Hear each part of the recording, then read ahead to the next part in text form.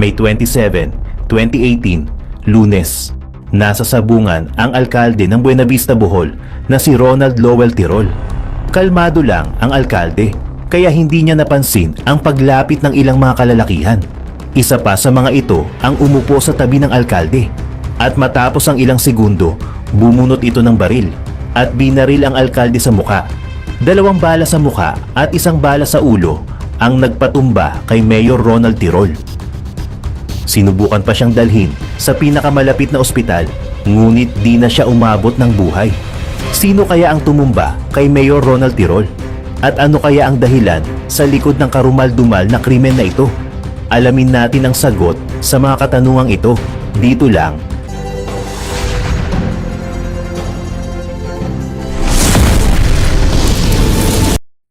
Ang tinuturong hitman na pumatay kay Mayor Tirol ay si Emigdio Aparez Jr. o mas kilala sa tawag na Medyong. Notorious si Medyong sa Buenavista, Bohol dahil wala siyang alinlangan sa pagpapatumba sa kanyang mga kaaway. Veterano na si Medyong sa pagpatay. Bukod kay Mayor Tirol ay napatumba niya rin ang 2 opisyales ng Barangay Puting Bato noong taong 2016 at 2017. May binuuring grupo si Medyong na tumulong sa kanya para mapatumba ang mga target. Walang takot si Medyong. Binira niya ang isa sa mga target sa murang edad na 14 at ito na ang huhubog sa kanya sa daan ng kasamaan. Kaya naman mula 2016 hanggang 2018, binansagan siyang public enemy number 1 sa Bohol. Pero may pinanggalingan ang kawalan ng awa ni Medyong sa pagpatay. Nag-ugat ito nang masaksihan ni Medyong ang aktwal na pagkamatay ng kanyang ama dahil sa isang hitman. 13 anyos pa lamang si Medyong nang masaksihan ang krimeng ito at nangako siya na ipaghihiganti ang pagkamatay ng kanyang ama. Si Medyong ay tubong Mindanao at kabilang sa lahi ng mga kilalang matatapang at mayroong siyang dugong Muslim. Dahil sa kultura ng kaguluhan at krimen, nangamba ang mga magulang ni Medyong na baka tahaking ng kanilang anak ang naturang landas. Ang masaklap pa dito, nakasalamuhan ni Medyong ang kanyang mga kamag-anak na tumalikod sa gobyerno at naging mga bandido o rebelde. Kaya naman, nagdesisyon ang mga magulang ni Medyong na lumipat sa Puting Bato, Buenavista, Bohol. Mahirap ang naging buhay ng pamilya ni Medyong sa Puting Bato. Kaya naman natuto ng magtrabaho si Medyong habang siya ay pumapasok sa eskwela. Kahit na nag-aaral pa sa elementarya noon, si Medyong ay kumukuha ng iba't ibang racket para lamang makatulong sa kanyang mga magulang. Marami ang humanga sa sipag ni Medyong. Pati na ang kanyang amo sa trabaho ay namangha sa sipag at husay ni Medyong. Kaya naman, inalok niya na tulungan si Medyong kung sakaling gusto niyang magpatuloy sa kolehiyo. Gayunpaman, naging malupit ang tadhana kay Medyong dahil pagsapit niya ng ika-13 years old, nakita niya ang aktwal na pagpapatumba sa kanyang ama. Napuno ng galit at puot ang puso ni Medyong at hinangad niya na gantihan ang pumatay sa kanyang ama. Pagkatapos ng malagim na pangyayari, nagbago si Medyong at nagising ang demonyo sa kanyang puso. Animoy nag-iba ang pagkatao ni Medyong na nakawala sa hawla at tinahak ang daan ng kasamaan. Galit at paghihiganti na lamang ang namuo sa utak at puso ni Medyong. Ang unang hakbang na ginawa ni Medyong ay ang pag-uwi sa Mindanao. Humingi siya ng tulong sa mga kamag-anak niyang rebelde. Dito na siya natutong humawak ng baril at di kalaunan ay pumatay ng tao.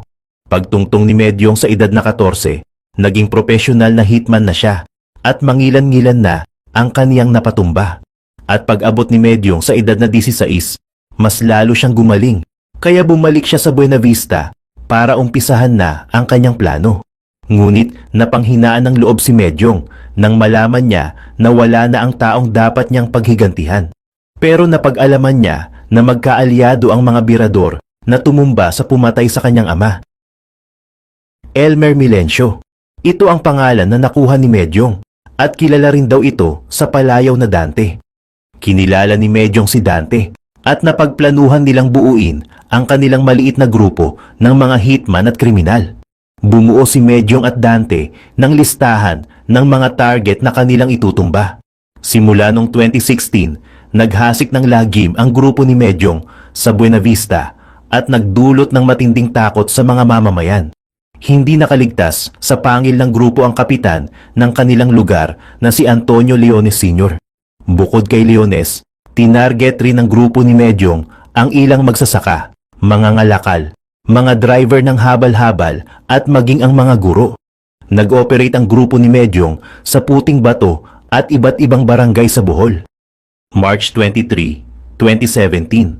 Matapang na hinarap ni Medyong ang isang kagawad ng Puting Bato na kilala sa pangalang Benedicto. Kasama ni Benedicto ang isang seaman at pawang nag-uusap sila sa isang opisina.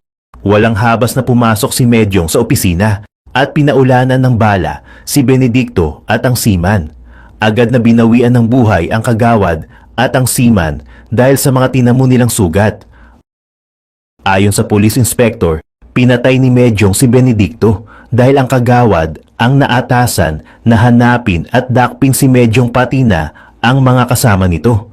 Makalipas ang isang taon, pumaibabaw muli ang pangalan ni Medyong sa isang disco party kung saan nagsagawa na naman siya ng isang karumal-dumal na krimen. Kahit nabantay sarado ang disco, nakalusot pa rin si Medyong at pinaputukan si SPO1 Alejandro Estorio. Si Estorio ang isa sa may mga pinakamataas na posisyon sa Buena Vista noong panahong iyon.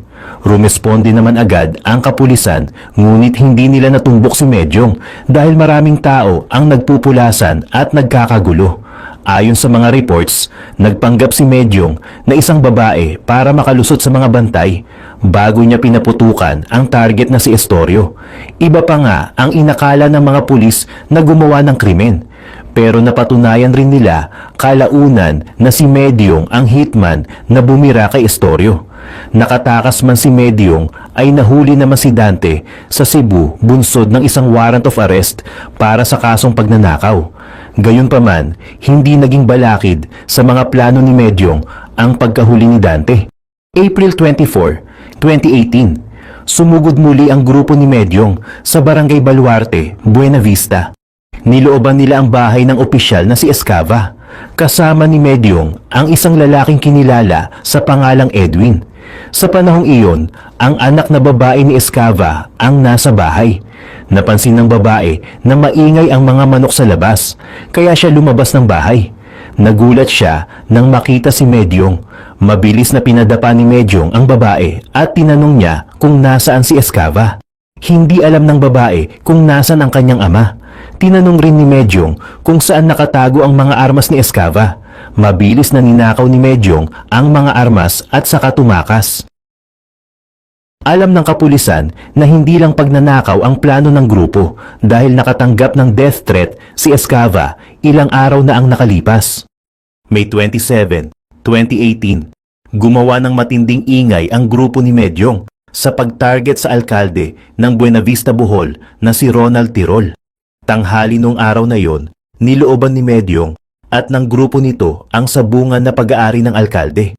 Nasaktuhan naman na walang mga kasamang bodyguards ang alkalde, kaya mabilis siyang napatumba. Noon pa man ay tinangka na rin ng kasama ni Medyong na patumbahin si Mayor Tirol, ngunit hindi ito nagtagumpay. Ang pangalawang pagtatangka ang matagumpay na nagpabagsak kay Mayor Tirol. Dahil sa kalupitan ni Medyong, naglagay ang kapulisan ng pabuyang 200,000 para sa makapagtuturo sa lokasyon ng kriminal na hitman. Kahit na mailap si Medyong, may mga ilang tao na nakapagbigay ng impormasyon sa kapulisan. Ayon sa impormasyon, namataan si Medyong sa Barangay Concepcion. Hindi na nag-aksaya pa ng oras ang mga pulis at tinumbok ang lokasyon ni Medyong. Pinuntahan ng mga pulis ang isang bahay kubo kung saan posibleng nagtatago si Medyong. Dito nga napalibutan si Medyong. Pinahayag ng hitman na siya ay susuko sa kapulisan. Ngunit imbes na sumuko, nanlaban siya at nagpaputok gamit ang kanyang kalibre 45 na baril. Mabilis na gumanti ang mga pulis. Pinaulanan nila ng bala si Medyong. At makalipas ang ilang segundo, bumulagta ang hitman na punong-puno ng tama ng mga bala. Wala naman nalagas sa kampo ng mga pulis. Sa paghalughog ng mga pulis sa bahay kubo, nakuha nila ang baril na ginamit ni Medyong, pati na ang isang granada at ang isang medalyon na nagsilbing anting-anting ni Medyong. At dito, nagtatapos ang madugong istorya ni Emigdio Aparece Jr. ang kilabot na hitman na pumatay sa Buena Vista Mayor na si Ronald Tirol. Ang landas na tinahak ni Medyong ay isang testamento na ang taong kumikitil ng buhay ay babawian rin ng buhay sa masakit at malagim na paraan.